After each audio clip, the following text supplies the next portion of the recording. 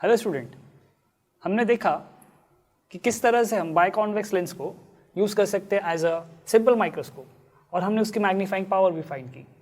आज हम देखेंगे कि किस तरह से हम कंपाउंड माइक्रोस्कोप बना सकते हैं और उसकी मैग्नीफाइंग पावर क्या होगी। क्या होता है कंपाउंड माइक्रोस्कोप?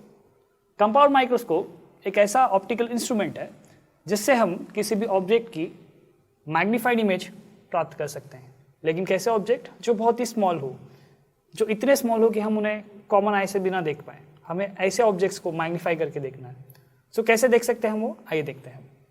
यहाँ पर आपको डायग्राम में दो लेंस दिख रहे होंगे, एक है L1 और एक है L2। ये L1 को हम कहते हैं ऑब्जेक्टिव लेंस और L2 को हम कहते हैं आईपीस लेंस। नाउ ये L1 का जो फोकस पॉइंट है यहाँ पर है f1 और यहाँ पर है लेट्स से f1'। आपको पता है कि ये डिस्टेंस और ये डिस्टेंस सेम होती है। नाउ लेट्स से कि हमने एक ऑब्जेक्ट लिया AB, तो AB से जो रेज ऑफ लाइट निकलेंगी वो किस तरह से ट्रैवल करेंगी? कुछ इस तरह,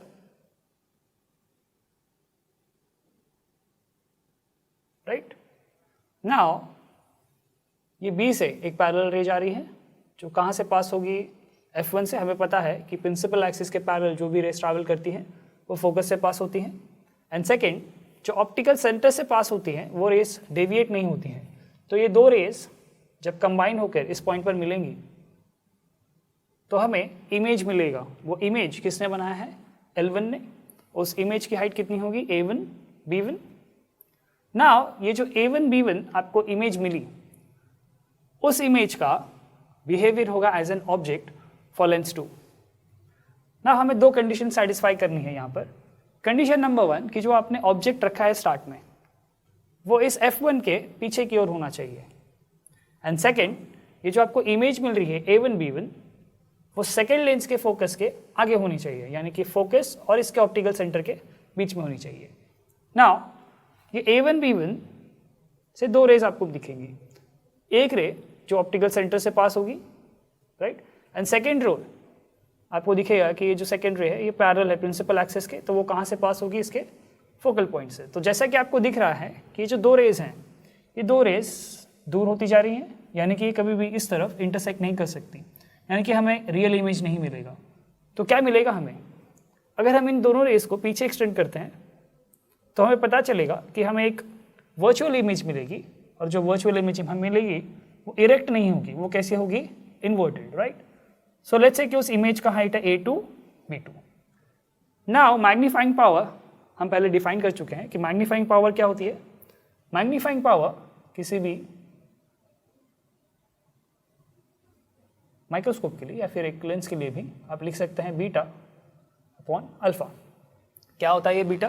ये जो फाइनल इमेज हमें दिख रही है A2 B2, उसको आप पीछे एक्सटेंड कीजिए तो आपको यहाँ पर एक एंगल दिखाई देगा, राइट। यह एंगल समझ लीजिए कि अगर आपकी आई यहाँ पर है, हम अगर यहाँ से देख रहे हैं, सो इमेज आंखों पर एक एंगल सबटेंड करेगी, राइट। और उस एंगल को हमने क्या कहा है? Beta. So what is beta? Angle subtended by the final image on the eye. अब हमें चाहिए अल्फा। क्या होता है अल्फा? मान लीजिए कि अगर आपने ऑब्जेक्ट रखा है at a distance of DDV, जिसे हम कहते हैं डिस्टेंस ऑफ डिस्टिंक्ट विजन, तो आपकी आंखों पर ये जो ऑब्जेक्ट है जो एंगल सबटेंड करेगा उस एंगल को हम कहते हैं अल्फा। अभी बीटा और अल्फा में कैसे मिलेगा? हमें पता है कि ये अल्फा और बीटा की वैल्यूज बहुत स्मॉल होने वाली है और हम इन्हें रेडियंस में मेजर करेंगे। सो अल्फा और बीटा की values will be approximately equal to tan alpha and tan beta. So अगर आपको tan बीटा चाहिए या फिर आपको सिर्फ बीटा चाहिए, बीटा की वैल्यू हम कैसे फाइंड कर सकते हैं? बीटा आपको एक ट्राइंगल दिखेगा, let's call this point as O2, let's call this point as O1। Now आपको ट्राइंगल दिखेगा O2 A2 and B2, right. हमें ये एंगल चाहिए। अब ये एंगल इस ट्राइंगल के लिए भी A1 B1 और O2 जो है उसके लिए भी सेम है। सो अगर आपको बीटा लिखना है तो आप क्या लिख सकते हैं? You can either right A2 B2 divided by this base. ये इमेज है सेकेंड लेंस के लिए, तो उसकी डिस्टेंस को हम क्या कहेंगे? ये देखिए, ये क्या है आपका लेंस, ये डिस्टेंस क्या है? VE, यानी कि इमेज डिस्टेंस फॉर आईपीस। तो हम इससे डिवाइड करते हैं, या फिर आप क्या लिख सकते हैं? A1 B1 डिवाइडेड बाय ये डिस्टेंस। ये क्या है आपका? Object distance for lens 2। तो आप लिख सकते हैं A1 B1 divided by A1 B1 divided by UE, यानी कि आई पीस के लिए जो आपका ऑब्जेक्ट लेंस है, ऑब्जेक्ट डिस्टेंस है। नाउ लेट्स से आपको अल्फा अगर फाइंड करना है तो अल्फा इस डायग्राम से आपको क्या पता चलेगा, A1B डिवाइडेड बाय D, या फिर आप उसे लिख सकते हैं AB अपॉन D। नाउ ये वैल्यूज अगर हम इस इक्वेशन में सब्स्टिट्यूट करें, सो मैग्नीफाइंग पावर की इक्वेशन क्या दिखेगी आपको, you will get A1 B1 upon UE divided by this value. अब जब इस वैल्यू से डिवाइड करेंगे तो फाइनली आपको क्या मिलेगा, D अपॉन AB। थोड़ा सा रीअरेंज करते हैं तो आपको फाइनली क्या मिलेगा, A1 B1 divided by AB multiplied by D upon UE। But क्या है ये A1 B1 अपॉन AB, ये है इमेज साइज फर्स्ट लेंस के लिए, और AB क्या है, ऑब्जेक्ट साइज फर्स्ट लेंस के लिए। तो this ratio is what image size upon object size for the lens one, यानी इसे हम कहते हैं लीनियर मैग्निफिकेशन। और इसकी जो वैल्यू है ये AB और ये A1 B1 आपको दिख रहा है, ये हाइट डिवाइडेड बाय ये हाइट, ये दो हाइट की जो रेशियो है वो किसके इक्वल होगी, this distance divided by this distance. ये हाइट आपको ट्राइंगल दिखेंगे, राइट, दो राइट एंगल ट्राइंगल आपको दिखेंगे, दोनों सिमिलर होंगे। कौन कौन से और ट्राइंगल, O1 AB, ये ट्राइंगल छोटा वाला, O1 A1 एंड B1। वहाँ से आप क्या बोल सकते हैं कि जो दो सिमिलर ट्राइंगल्स है उनकी हाइट का ratio will be equal to उनका बेस का रेशियो। क्या है उनकी बेस, ये बेस का वैल्यू है आपका VO और ये बेस का वैल्यू है आपका UO।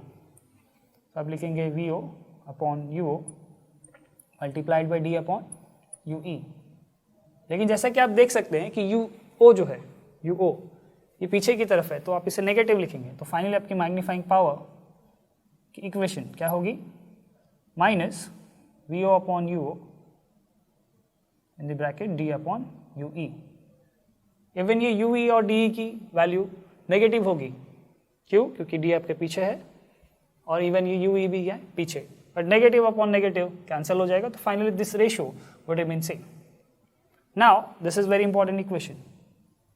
अब इस इक्वेशन में D अपॉन UE है, यानी 1 upon UE multiplied by D। Let's see, for let's say eyepiece, what can we write, for eyepiece what can we write? We can write that 1 upon F E is equal to 1 upon VE minus 1 upon UE, right? You know, lens equation, 1 upon FE will be is equal to what? अब देखिए आपकी जो image है और जो object है lens 2 के लिए वो दोनों पीछे की तरफ है, UE और VE दोनों लेंस के पीछे की तरफ है, तो दोनों नेगेटिव हो जाएंगे। So minus VE minus UE। तो आप इस इक्वेशन को जब सिंप्लीफाई करेंगे तो आपको आएगा 1 upon UE is equal to 1 upon FE plus 1 upon VE।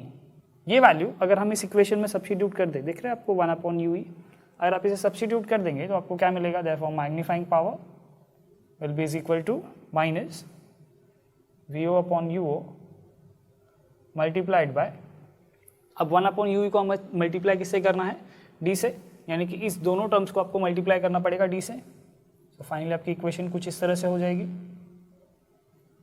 Now let's say कि आपकी image, let's say condition 1, if VE जो है अगर वो डिस्टेंस ऑफ डिस्टिंक्ट रीजन पर बन रही है, देन आप क्या इक्वेशन क्या हो जाएगा, magnifying power will be is equal to minus VO upon UO multiplied by, if this V is equal to D तो ये शो हो जाएगा 1, so 1 plus D upon FE। now second case क्या है, if this V is equal to infinity then what will happen, अगर आपकी denominator की value यहाँ पर इन्फिनिटी हो गई तो आपको वैल्यू क्या मिलेगी, therefore magnifying power will be is equal to minus VO upon UO multiplied bye, ये रेशो आपका क्या हो जाएगा 0, क्योंकि डिनोमिनेटर आपका इन्फिनिटी है। तो आपके पास सिर्फ क्या बचेगा, D अपॉन FE। सो अगर आप ध्यान से समझें तो ये जो फैक्टर है, ये फैक्टर, ये क्या है, लीनियर मैग्निफिकेशन ऑब्जेक्टिव लेंस के लिए, और ये जो है ये है मैग्नीफाइंग पावर सेकेंड लेंस के लिए। सो बेसिकली मैग्नीफाइंग पावर इस कंपाउंड माइक्रोस्कोप का क्या होगा, linear magnification of the objective multiplied by magnifying power of the eyepiece. So I hope कि आपको समझ में आया कि किस तरह से हम मैग्नीफाइंग पावर फाइंड कर सकते हैं एक कंपाउंड माइक्रोस्कोप के लिए, और किस तरह से इमेजेस फॉर्म होंगी कंपाउंड माइक्रोस्कोप में। Thank you.